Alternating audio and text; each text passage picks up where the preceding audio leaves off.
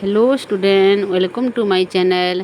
आज आम पंचम श्रेणी भाषा महक बहिर प्रश्न उत्तर आलोचना करवा। ठीक अच्छे पिला माने चलो ए आरंभ करवा। एक नंबर। अच्छा आम आज प्रश्नटी पढ़ा। गछटी नरम गलारे काहाकू कहूछि? उत्तर हेब गछटी नरम गलारे मनीष भाई भौणी मानकू कहूछि। बुझीगला पिला माने। चलो दुई नंबर करवा। 2 नंबर प्रश्न है जन्म कालरू गछटी क्यों क्यों यातना सही आसी? उत्तर हेब गछटी जन्म कालरू खरा वर्षा झड़ शीत इत्यादि सही आसी। प्रश्न नंबर 4 गछर भाषा आम क्या मूलमंत्र करवा उचित? उत्तर हेब गछर भाषा आम निजर कर्म को मूलमंत्र करवा उचित। प्रश्न नंबर 5 कौन न करने को गछटी अनुरोध करिछि? उत्तर होछि गछ न काटिबा तथा फल फूल तोलिबा बेले गछर डालपत्र को न भांगिबा गछटी अनुरोध करिछि। चलो पिला माने पाठरू एबे किछि नंबर करवा। क नंबर देख तले केते गुड़िए प्रश्न और सेमानकर उत्तर रखा जाइछि। ठीक उत्तरटी पाखरे दियाइथिबा घरे ठीक चिन्ह दियो। 1 नंबर देख जीवन सारा केउ पथरे हेला न करने को वृक्ष कहिछि? केउ पथरे हेबो? चरमपथ कर्मपथ धर्मपथ मर्मपथ। ठीक उत्तर हेब कर्मपथ। ठीक अच्छे पिला माने 2 नंबर गछ कौन करी समस्त को छाई आश्रय देछि? केउटा हेब? डालपत्र धरी अंतर फेड़ी बकल हृदय चिरी विराट आकार करी। केउटा हेब? बकल हृदय चिरी। तापर 3 नंबर देख जगत हित रे कौन करवा उचित? फल खाइबा सबुजीवा भरिबा पर उपकार करवा गछ लगाइबा। कौन हेब? ठीक उत्तर हेब गछ लगाइबा। 4 नंबर देख पर उपकार करने क्या मूलमंत्र करवा उचित? प्रथमटा है कर्म को धर्म को जन्म को सेवा को। कौन हेब? उत्तर ठीक उत्तर हेब कर्म को। 5 नंबर जानी पारिबनी ए रूप मोहर केते साधनार फल। एक कथा किए कहिछि? कवि कहिछंती, पिलाटी कहिछि, धरणी कहिछि, गछ कहिछि। किए कहिछि? ठीक उत्तर हेउछि गछ कहिछि। ठीक अच्छे पिला माने तापरे कौन अच्छी चिंता और कल्पना। 1 नंबर क देख गछ केबे कहा सहित कथा हेबार तुमे जानिछ पिला माने? जदि हाँ ताहले हाँ लिखिबो, जदि ना ताहले ना लिखिबो।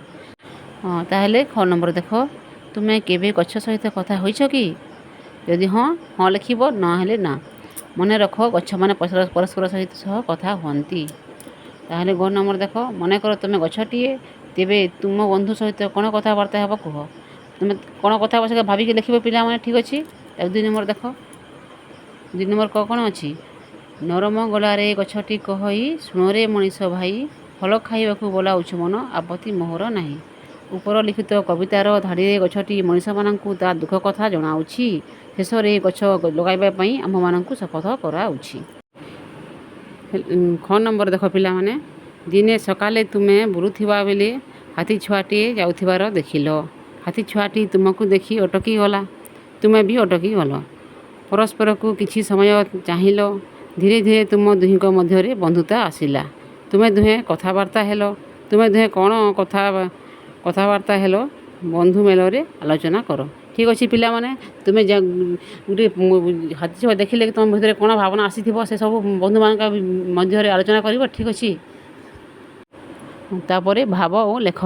ठीक अच्छे 1 नंबर देख प्रश्न कौन अच्छी कौन कले आम धरणी हतश्री हेब नाही?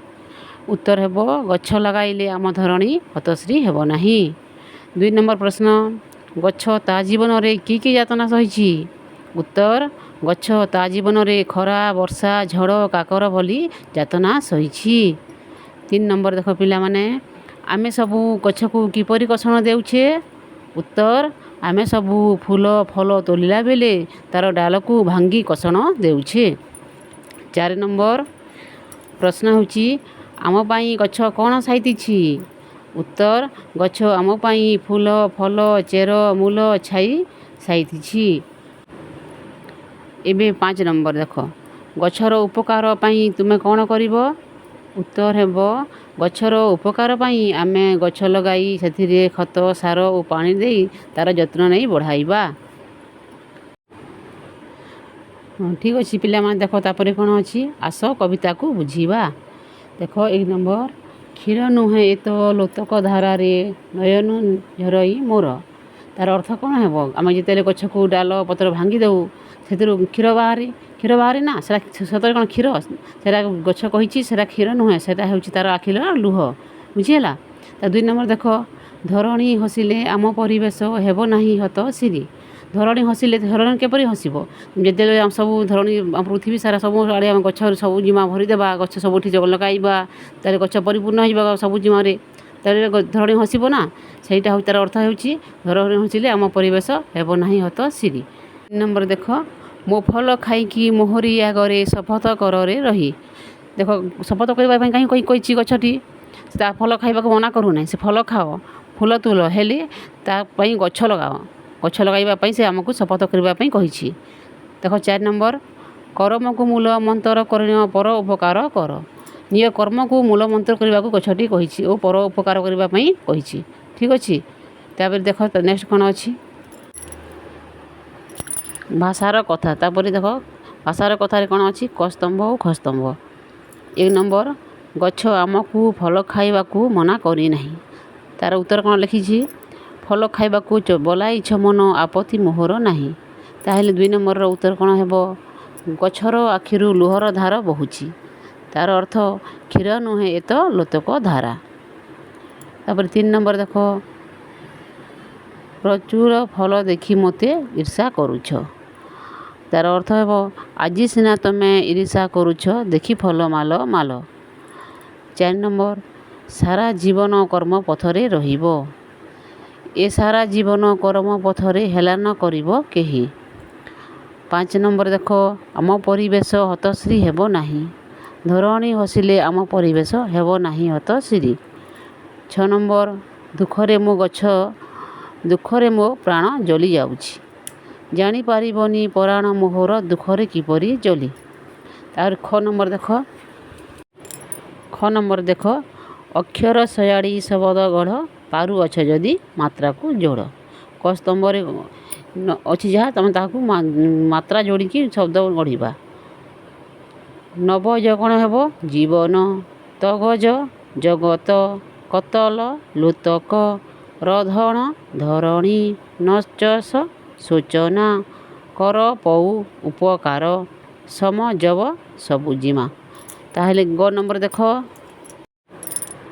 ଦେଖ ପିଲାମାନେ, ଶବଦ ଝୁଲୁଛି ଗଛରେ ଦେଖ, ସମାନ ଅର୍ଥକୁ ଖୋଜିଣ ଲେଖ।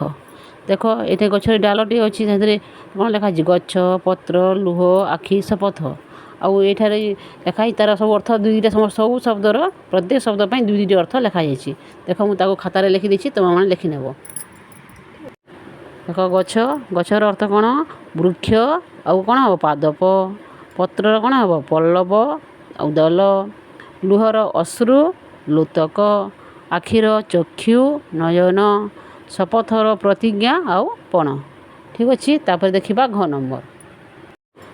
ନମ୍ବର ଦେଖ, ତଳେ କବିତାର କିଛି ଅଂଶ କ ଓ ଖ ସ୍ତମ୍ଭରେ ରହିଅଛି। କବିତାକୁ ମନେ ପକାଇ ସମ୍ପର୍କିତ ପଦକୁ ଯୋଡ଼। ଦେଖ କ ସ୍ତମ୍ଭ ଓ ଖ ସ୍ତମ୍ଭ ଅଛି, ମୁଁ ତାକୁ ଖାତାରେ ଲେଖିଦେଇଛି, ତୁମେମାନେ ଦେଖିକି ଲେଖିନିଅ। ଦେଖ, ଡାଲକୁ ମୋହର ଟାଣି ନେଉଥାନ୍ତି, କ୍ଷୀର ନୁହେଁ ଏ ତ ଲୋତକ ଧାରା। ଗଛ ଲଗାଇବା ଫୁଲ ଫଳ ସାଇତିଛି, ପର ଉପକାର ମୂଳ ମନ୍ତ୍ର ହେବ।